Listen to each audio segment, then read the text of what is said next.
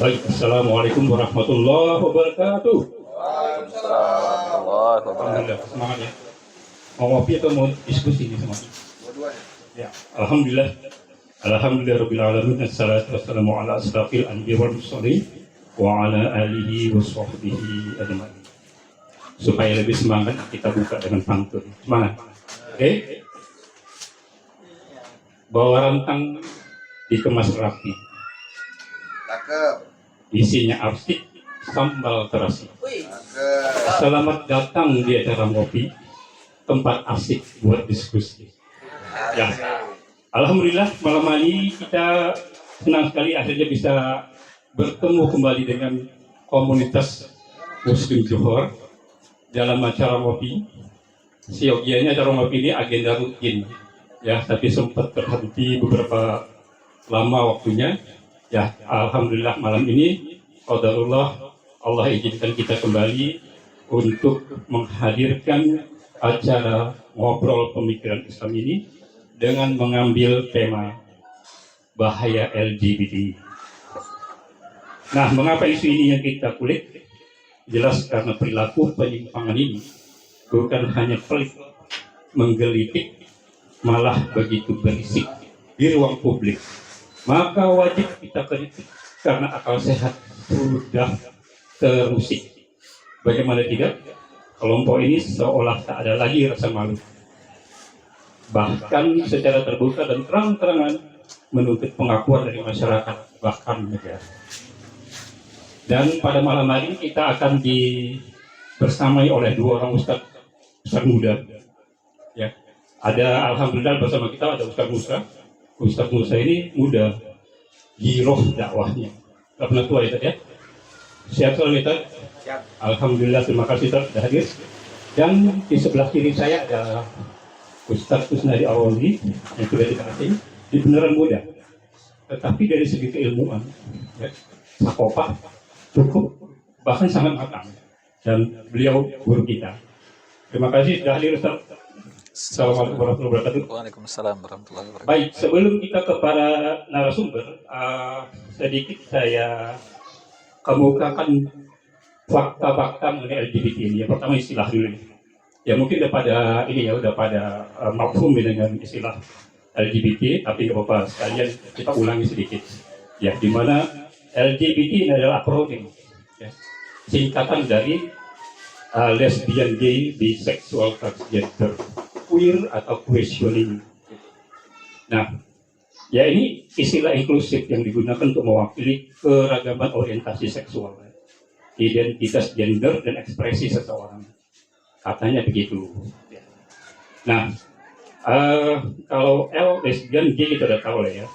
Ini kelompok yang menyimpang, yang apa ya, punya ketertarikan seksual dengan sesama jenis. Ya, kalau naluriahnya atau fitrahnya itu kayak magnet itu kan, kalau kutub utara, kutub selatan baik menarik ya. Kalau mereka ini enggak, memaksakan utara dengan utara bisa mendekat.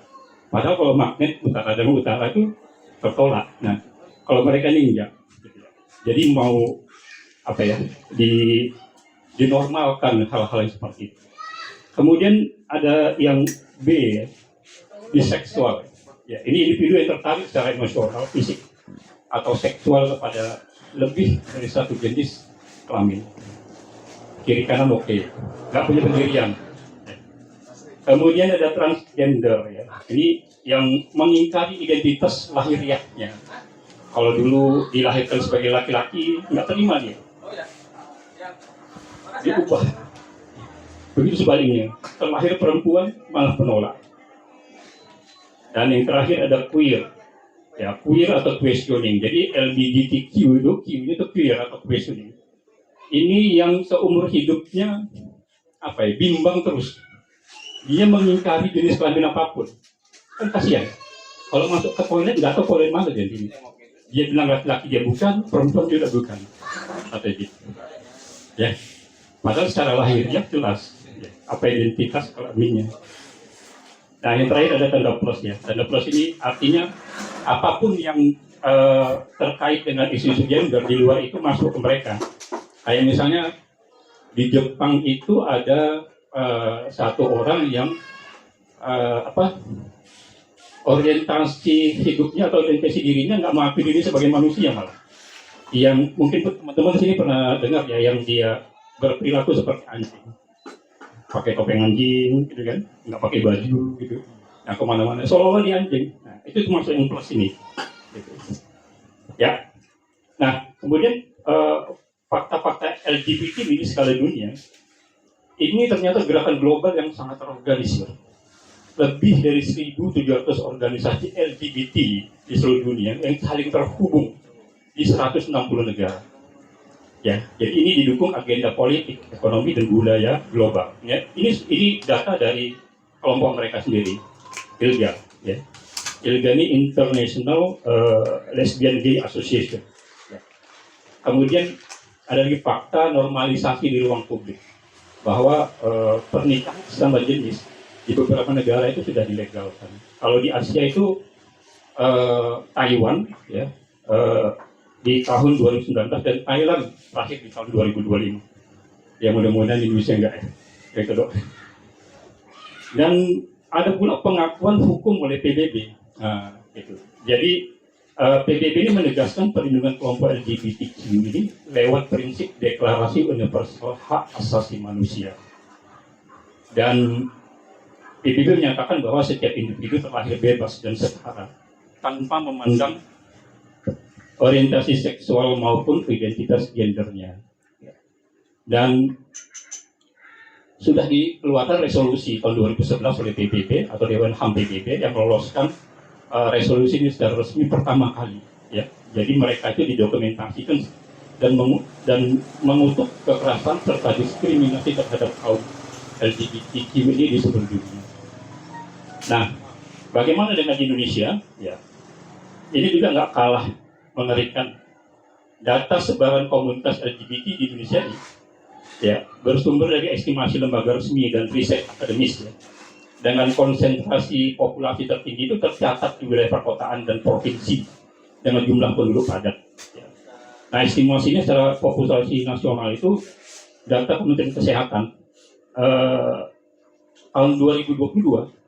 Populasi LGBT Indonesia itu tercatat sebanyak 1.095.970. Itu tahun 2022. Itu data resmi, ya, yang terdata. Artinya orang yang mungkin memeriksakan diri, ya, kemudian survei kesehatan seperti itu. Belum lagi yang secara tertutup, yang malu-malu tidak menunjukkan identitasnya. Nah, tapi kalau menurut estimasi global dari TIA, ya, TIA ini ternyata pernah survei Indonesia, ya, ini lebih dahsyat. Populasinya itu 3% dari total populasi nasional. Bayangin ya, kita tuh 280 jutaan. Kalau 3%-nya udah berapa? Nah, jadi secara provinsi yang paling banyak itu ternyata di Jawa Barat. Itu ada 300.198 orang. Di luar Pulau Jawa itu di Bali. Ya Medan saya belum dapat datanya. Kemudian secara organisasi sebaran jaringan ini adalah, ya, jumlah organisasi menurut catatan Wikipedia, ya, HLGBT Indonesia itu mencapai lebih dari 30 hingga 119 kelompok organisasi. Ya. Jadi begitu begitu kuat mereka ini jaringannya, dan organisasi terbesar di Asia, ya, itu ada di Indonesia. Ya. Namanya Gaya Nusantara. Jadi tulisan itu GI-nya itu huruf besar, A-nya kecil. Jadi Gaya Nusantara. Itu pendirinya seorang sosiolog, ya, Dede Utomo. Organisasi ini memiliki jaringan sebaran aktif di 11 kota besar di Indonesia. Nah, itulah sedikit fakta-fakta mengenai LGBT. Dan LGBT ini ternyata bukan hanya penyakit sosial di masyarakat, tapi mereka ternyata banyak sekali peristiwa kriminal yang melibatkan kaum LGBT ini. Sedikit yang saya ungkapkan sini, ya. Di antara itu kasus pembunuhan Rian Jombang tahun 2008, korbannya 11 orang. Ya. Ada lagi kasus mutilasi Koper Merah di Bogor tahun 2023. Belum lagi kasus mutilasi mahasiswa di Universitas Muhammadiyah di Sleman tahun 2023 juga. Kemudian itu ada penggerebekan di Atlantis Jaya, ya. Kelapa Gading tahun 2017. Bayangin 141 pria diamankan dalam operasi yang menggerebek pesta gay ini. 141 orang. Penggerebekan pesta gay berkedok gathering juga ada pernah tahun 2020 dan terakhir tahun 2025 itu juga ada. Jadi sejumlah kasus serupa ini terjadi di berbagai kota besar. Ya. Nah, kemudian dalam konteks hukum dan perundang-undangan di Indonesia, pemerintah telah mengeluarkan Perpres ya, tahun 2025 tentang kebijakan umum pertahanan negara yang mengatur salah satunya adalah menganggap LGBT ini adalah ancaman non militer. Nah, tapi kita jangan happy dulu ya, karena ancaman non militer ini bukan LGBT aja, termasuk bisa menyasar seluruh termasuk yang para pendapat ya, karena ideologi tidak sesuai dengan diri negara pun yang ancaman non militer gitu. Kenapa ini jadi belakangan menjadi perhatian dari isu nasional? Karena para organisasi yang mengadvokasi LGBT ini speak up, mereka respons terhadap perundang-undangan ini. Nah, dari sisi fatwa keagamaan sendiri, MUI telah mengeluarkan tahun 2014, ya, fatwa MUI tahun 2014 nomor 57 yang secara tegas mengharamkan aktivitas homoseksual, lesbian, sodomi, dan segala bentuk pencabulan. Dan teranyar, yang terbaru, Majelis Ulama Indonesia sedang menyusun draft RUU pidana LGBT secara khusus sebagai sebuah kejahatan kriminal yang untuk diusulkan masuk ke program legislasi nasional atau prolegnas DPR RI. Dan sayangnya ada 37 organisasi LSM yang menolak wacana ini karena dinilai berpotensi ya memicu kriminalisasi dan diskriminasi. Padahal sebagian besar mereka ini juga beragama Islam. Ya. Nah, itulah sekelumit fakta-fakta yang kita hadapi saat ini. Nah, sekarang mungkin saya usah dulu ya. Jadi gini, isu LGBTQ ini menjadi lebih rumit ya ketika dikaitkan dengan relativisme moral, ya, krisis identitas, serta pengaruh globalisasi yang semakin menguatkan normalisasi perilaku di berbagai negara, termasuk negara-negara dengan mayoritas Muslim. Ya. Nah, pertanyaannya bagaimana seorang Muslim seharusnya menyikapi isu sensitif ini? Silakan Ustaz.